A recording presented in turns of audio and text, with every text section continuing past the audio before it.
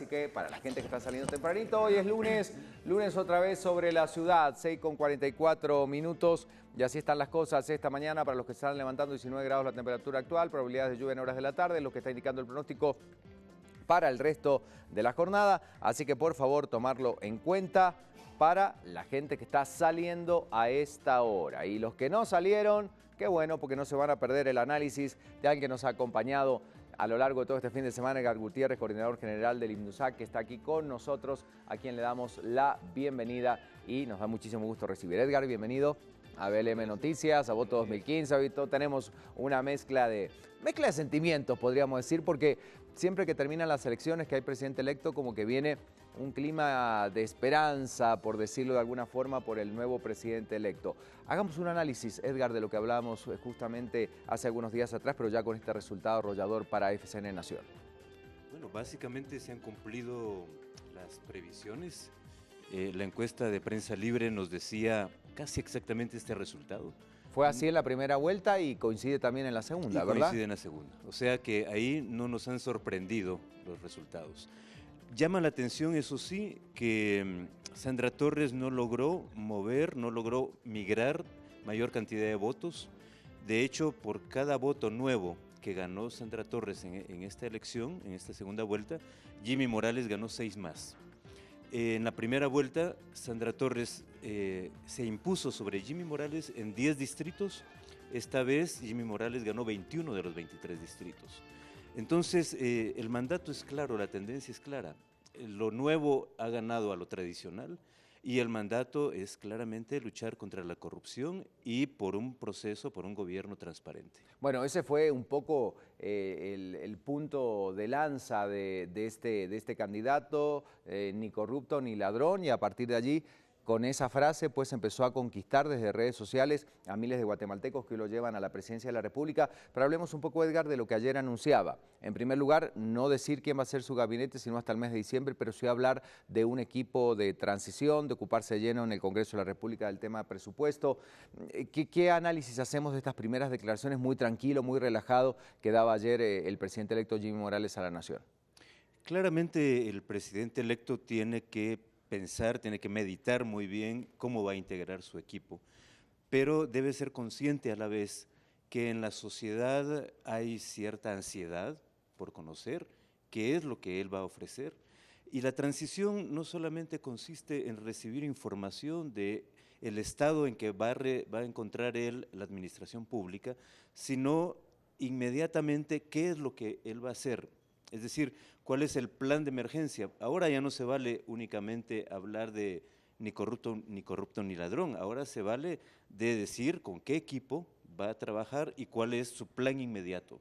En el caso del Congreso, aquí no solo vamos a discutir el monto del presupuesto global, sino también de qué manera se van a eliminar los bolsones de gasto discrecional que abarcan el 30% del presupuesto global. Bueno, hay muchos temas, entre ellos la relación con el Congreso de la República. Como decíamos cuando estabas en la mesa de análisis el pasado sábado, Edgar, hoy empieza justamente esa idea de esta negociación, en qué términos debería realizarse y cuál es el escenario real en el que se puede dar esta discusión en el Congreso de la República, tomando en cuenta que es una herramienta que sí o sí, esta relación, esta mancuerna con el Legislativo necesita el Poder Ejecutivo para echar a andar muchos proyectos, sobre todo con las características con las que va a recibir el país el futuro presidente. Es la prueba de ácido del presidente electo. O sea, si él entra en negociaciones al estilo tradicional, negociaciones a puerta cerrada, negociaciones donde él cede el gasto discrecional, el gasto opaco, que tradicionalmente sirve para pagar las campañas electorales, para que los diputados reciban comisiones bajo la mesa, si eso ocurre, entonces el público va a comenzar a decepcionarse y va a comenzar a debilitarse su mandato, incluso antes de que él asuma oficialmente el cargo de presidente. Esta exigencia, como decíamos, que generalmente arranca en otras oportunidades, si bien se habla de un periodo de transición, pero el 14 de enero como que empieza este compás de espera para ver las primeras acciones, pero veo como una cierta impaciencia porque ya la gente o los analistas y nosotros mismos estamos esperando que hoy empiecen esas acciones, que hoy conozcamos cuál es el equipo de transición. O sea, también habrá que darle un compás de espera. ¿Cuál es tu análisis real al futuro presidente, el que asuma el 14, justamente con todo lo que tiene que reordenar, ¿no? O sea, con honestidad, ¿es posible hablar de grandes cambios o mencionar todo su equipo de trabajo en este plazo? ¿Sería prudente hacerlo de esta manera, con el temor de cometer algún error justamente por esa presión de querer hacerlo rápido? Sí, lo que pasa es que hay impaciencia y es normal, es normal.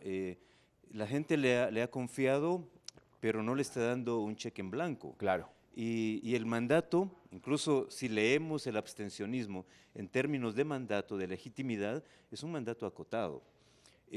Lo correcto, o lo que se podría esperar, que han hecho otros presidentes electos, es que al día siguiente de haber sido nominado, de haber sido electo, al menos habla de dos cosas. Habla de quiénes son sus ministros principales, en este caso, finanzas públicas y gobernación, y luego establece cuáles son sus 2, 3 prioridades. No vamos a hablar del conjunto o los detalles del plan de gobierno que va a ejecutar, pero al menos en qué se va a centrar. ¿Cuáles van a ser las cosas más importantes en las que él va a empezar a trabajar desde ya? ¿Crees que hay aunque ha tenido un voto de casi el 70% de confianza de todos los electores, pero que hay como una doble presión sobre Morales, una sobreexpectativa justamente por ser ese candidato que no representa, porque hay que decirlo, es el candidato que no representa a la dirigencia política tradicional y ese es un poco también uno de los motivos por los que gana, insisto, una doble exigencia sobre él, un doble control sobre él justamente por ser el candidato nuevo, el que no pertenece a la vieja guardia de la que se podían esperar conductas similares a las anteriores, más de lo mismo podrían decir muchos, pero como que es Morales, es uno nuevo, no tiene un pasado que lo pueda obviamente teñir en sus acciones futuras, entonces como que hay una doble tensión sobre él, es como cuando una mujer, por ejemplo, llega a algún puesto público, ¿no? Siempre hay una doble exigencia que si lo ocupara un caballero. ¿Qué pensás al respecto? Claro, Jimmy Morales representa la ruptura con el sistema del pasado. Y la ruptura no solo en términos de un rostro nuevo, refrescante en la política, sino sobre todo la ruptura sobre el estilo de hacer política, sobre la manera de hacer negociaciones, sobre la forma de gobernar y de comunicarse con la ciudadanía. Ciertamente, Jimmy Morales llega con 11 diputados, el 7% de la nueva legislatura, un poder local casi inexistente, apenas 2 alcaldías, pero llega, como tú bien has dicho, con un enorme apoyo popular, el 68%, algo que no habíamos visto desde Vinicio Cerezo y Alfonso Portillo. Claro. Eso le da a él entonces un mandato importante, pero sobre todo la obligación de transmitir señales de que va a gobernar de diferente manera y con diferente gente a la tradicional. Porque si él rompe esa coherencia del mandato, entonces ahí va a tener problemas, va a tener demandas y va a tener exigencias muy fuertes de la población. Edgar, ¿cuál crees que debe ser el rol en función, y lo conocemos obviamente, pero esta acción de los medios de comunicación? Porque al final este termómetro que se va activando depende también de la información que la gente reciba y es indudable que este control estricto fiscalizador que tendrá la ciudadanía, además de las redes sociales, pero que al final se alimentan de una fuente, que son los medios de comunicación, es la manera justamente de establecer este nexo con lo que vaya realizando el gobierno y las cosas que van a ir ocurriendo a partir de ahora. Como que el juego empieza a ser distinto también, ¿no? ¿Cómo crees que deberíamos actuar en general sociedades de la ciudadanía, organizaciones, medios de comunicación para generar este nexo y no deslindar la absoluta responsabilidad solamente en la figura del presidente de la República, sino todos accionando si realmente queremos un cambio para Guatemala? Es muy buena pregunta. Hay una responsabilidad de doble vía aquí. Por un lado, la responsabilidad del nuevo gobierno de puertas abiertas, de ventanas abiertas a la prensa, a la opinión pública en general, y por otro lado la responsabilidad de los medios de actuar de una manera tal en la que el sensacionalismo no nos gane, Exacto. sino que sea más bien una suerte de pedagogía política. Es decir, enseñar al público que la democracia son procesos, que son procesos en los que ocurren negociaciones, en los que a veces se tiene que ceder, en los que no se logra todo automáticamente. Hay cosas que no sé, es como la tarea es comerse al elefante. Bueno, no se puede comer al elefante de un solo bocado, porque lo más probable es que nos vamos a ahogar, nos vamos a asfixiar. Entonces, los medios tienen que ejercer o tienen que desarrollar una pedagogía política con la ciudadanía, a fin de que esta ciudadanía crezca en cultura democrática.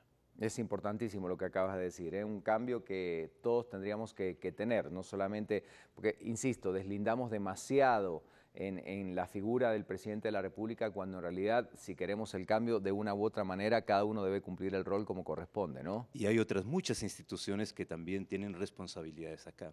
El Congreso, el Ministerio Público, los magistrados y jueces. Es decir, es una tarea ampliamente compartida por diferentes poderes del Estado. ¿Cómo viste ayer el discurso del presidente electo, en general? Un discurso típico de proclamación, un discurso de emociones, aunque él estaba bastante tranquilo.